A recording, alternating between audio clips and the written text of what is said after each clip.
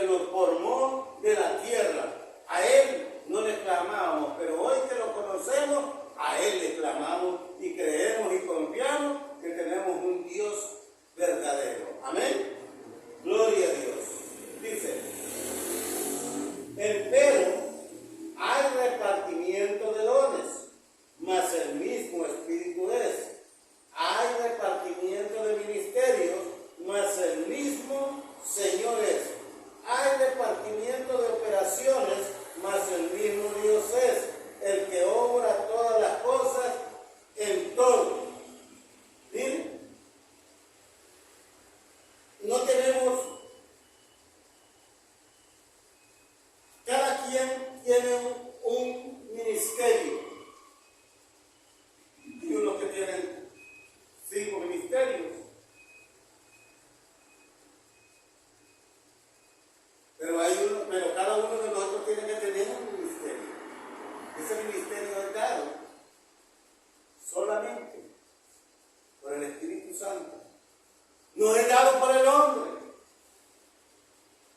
Hoy día hay lugares donde hay ¿cómo se llaman? Discipulados, para sacar un discipulado del profeta. Y el Señor Jesucristo dice en su palabra claramente: y será que en los postreros tiempos, dice, derramaré de mi espíritu, los jóvenes verán visiones, los ancianos tendrán sueños. No dice que el hombre nos va a dar un ministerio, lo va a dar el Señor. Y Él es el que nos da los ministerios, no nos los da el hombre. Por eso es muy importante que tú y yo metamos los ojos aquí para que no seamos engañados. Quien da los dones espirituales se llama Jesucristo, no los da el hombre. El hombre lo que hace es orar, como dice la palabra del apóstol Pablo ahí en la carta a Timoteo, dice: no descuides el don que está en ti, que es puesto a través del presbiterio por imposición de manos. Pero eso es cuando ya Dios le revela, tal vez al evangelista, al pastor o al profeta, y le dice: hermano Jonathan, recibe en el nombre de Jesús. Pero ya hay algo que ya Dios nos reveló. No lo puede ir a dar el hombre porque el hombre lo quiera dar, porque nosotros no somos quien para imponer manos y dar un ministerio cuando no tenemos la capacidad. A veces ni nosotros mismos lo tenemos. Y no somos quien para ir a dar un ministerio. El único que da ministerio se llama Jesucristo. Amén. Es algo hermoso. Vamos a ver ahí el versículo 13 de ahí mismo. Dice: porque por un espíritu somos todos bautizados en un cuerpo, ora judíos o griegos, ora siervos o libres, y todos hemos bebido del mismo espíritu. Cuando el Señor Jesucristo estuvo en la tierra, y cuando Él fue, antes de ser tomado a los cielos, Él les habló a los discípulos y les dijo que se mantuvieran todos unidos en oración. Y los discípulos obedecieron al Señor y se mantuvieron. En el libro de los Hechos, en el capítulo 2, empieza la historia que dice que los apóstoles estuvieron todos unánimes orándole al Señor. Todos estaban ahí orando, y de repente dice que se vino un soplo del Espíritu Santo, y entonces la mayoría de todos empezaron a hablar lenguas diferentes. Aunque la gente sabía que eran del mismo lugar, decía: ¿cómo es posible que estos hombres, que nosotros los conocemos, están hablando otras lenguas? Pero ya no era, esas mismas venían de parte del Espíritu Santo. Amén. Entonces, quien nos da los ministerios, quien da los dones, se llama Jesucristo. Amén. Dice, en versículo 14 dice: pues ni tampoco el cuerpo es un miembro, sino muchos. Si dijera el pie: ¿por qué no soy mano? ¿No soy del cuerpo? ¿Porque no seré del cuerpo? 16. Y si dijera la oreja: ¿por qué no soy ojo? ¿No soy del cuerpo? Porque no será del cuerpo. Si todo el cuerpo fuere ojo, ¿a dónde estaría el oído? Y si todos fuesen oídos, ¿dónde estaría el olfato? Miren, vamos a conocer algo esta noche. Versículo 17 dice. 17, hasta ahí. Habla, dice: si todo el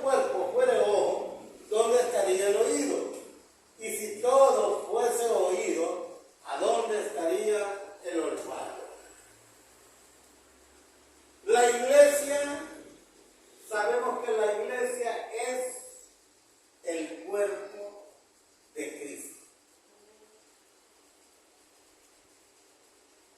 Un órgano no puede ser el cuerpo, es parte del cuerpo. Imagínense que todos fuéramos manos. ¿A dónde estarían los pies para que esta mano fuera guiada? Entonces, o que dijera el ojo, yo quisiera ser oído, pero este oído, ¿a dónde iba a guiar? ¿A dónde se iba a guiar? Para ver de dónde venía el sonido. Entonces, la iglesia de Cristo está compuesta por dones espirituales.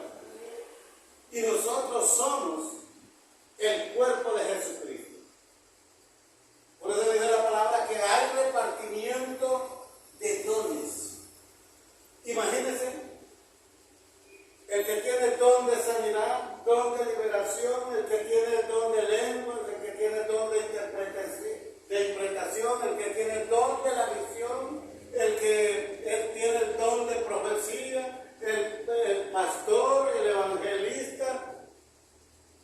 Imaginen que todo el mundo fuera profeta. ¿A quién le iba a profetizar? O todo el mundo tuviera el don de sanidad, ¿a quién le iba a hacer liberación?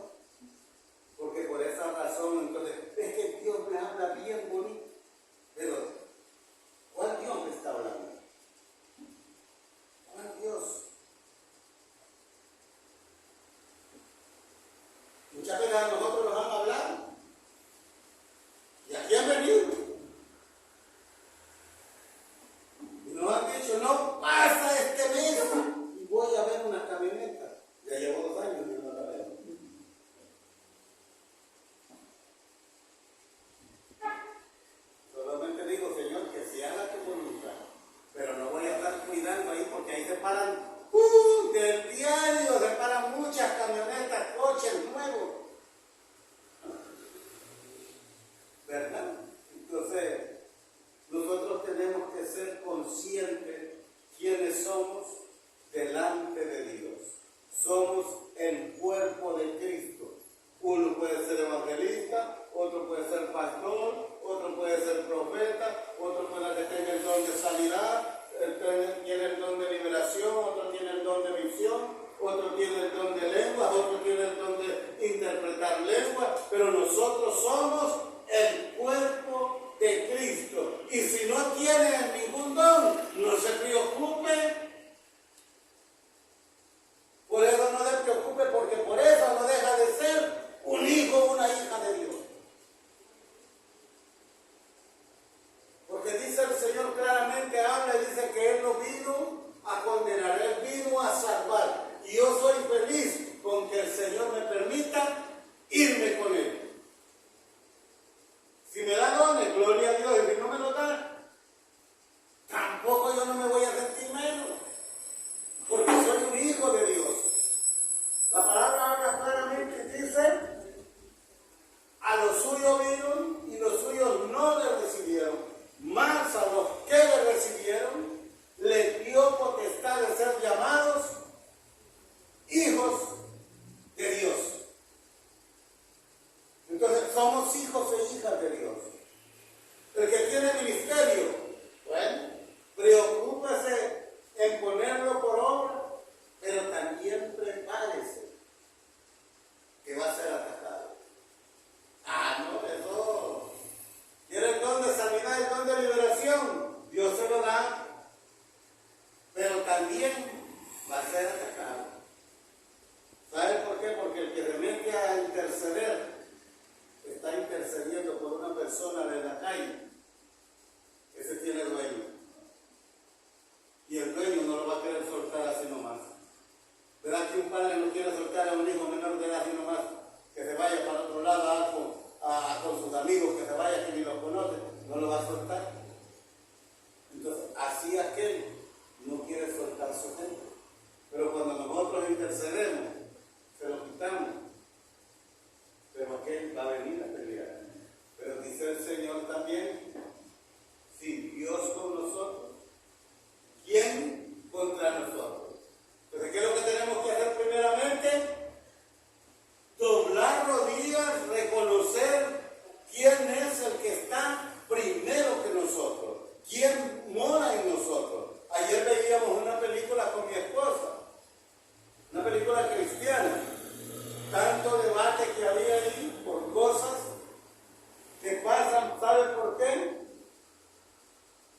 Porque la tenemos de adorno, pero no porque la leemos. Y entonces, yo le he dicho mucho, yo hablo de Dios. Y hablo de Dios a grito abierto, porque sé quién es Dios. Yo sé quién era cuando estaba fuera de los caminos del Señor. Pero hoy que Dios me permitió venir a sus caminos y conocerlo a Él, entonces yo hablo de Dios con libertad, con poder, porque conozco a Dios. ¿Cómo lo conozco?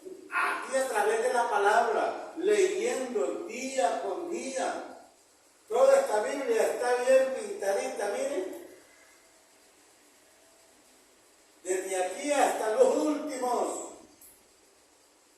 porque la he leído, la conozco. Entonces, si conozco esta palabra, conozco a Dios. Pero imagínense cómo vamos a ir a evangelizar y allá nos sale uno más inteligente. ¿Qué le vamos a decir? Dice Isaías. Estaba viendo yo ahí en Isaías que habla, que dice Isaías, parece que es Isaías 15:20, que habla, que dice que ellos se conviertan a ti, dice, y no tú a ellos. Pero si nosotros vamos a hablar de la palabra y no conocemos quién es en realidad o cómo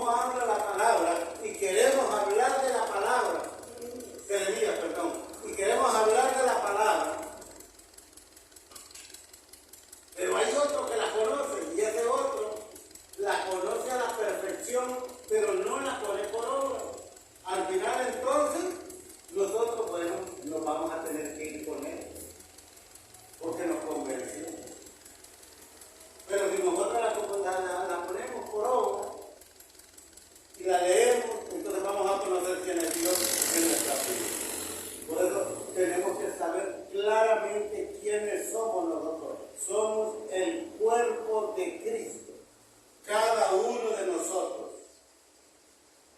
Nadie, el ojo no es más que el oído, la oreja no es más que un dedo, el pie no es más que la mano. Todos somos importantes, todos somos, todo nuestro cuerpo es importante, cada uno de nuestros órganos es muy importante y nosotros, cada uno de nosotros somos el cuerpo de Cristo Jesús. Así que es muy importante que nosotros cuidemos nuestro cuerpo. Antes yo me recuerdo cómo me tatuaba, me relingueaba en cuantas cosas. Pero bueno, eso ya es pasado, eso ya pasó, ya no lo voy a volver a hacer. ¿Por qué? Porque yo sé, dice Santiago, que el pecado está en aquel que sabe hacer lo bueno y no lo hace. Imagínense, yo sé de que esta Biblia tiene dueño, yo no la puedo ir a tomar para mí, porque tiene un dueño. O si alguien por olvido la dejó, bueno, mi deber es guardarla.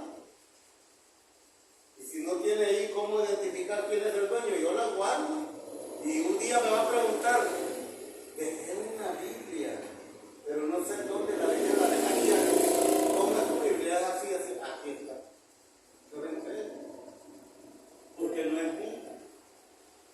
Pero esto, ¿cómo lo vamos a ir aprendiendo nosotros? Conociendo a Dios quien es en nuestras vidas. Dice la palabra que el que robaba, que ya no robe más. Que el que hablaba mal, que ya no hable más. Muchas veces se nos para una que otra palabrita. Pero dice el Señor, hijitos míos, estas cosas os escribo para que no pequéis. Y si alguno ni se hubiera pecado, abogado tenemos a Jesucristo el justo para perdonarnos. Amén. Vamos ahí mismo, en el mismo capítulo, vamos al versículo 26 al 30. Aquí de la palabra dice: por manera que si un miembro padece, todos los miembros a una se duelen. Y si un miembro es honrado, todos los miembros a una se gozan. ¿Qué pasa cuando alguien tiene un dolor de muela? Casi yo no padezco de esas cosas, ni he padecido, bendito Dios. Una porque ya no las tengo, ¿eh? Por eso ya no padezco. Pero la única vez que yo quise sentir un dolorcito de eso, como no hablaba inglés, llegué con el doctor y el doctor me sacó 4 muelas y nunca